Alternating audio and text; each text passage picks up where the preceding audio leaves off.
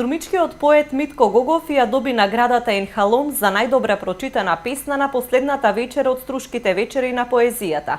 Наградата Енхалон е востановена во 2012 година како награда за најдобра песна од млад автор од Република Македонија.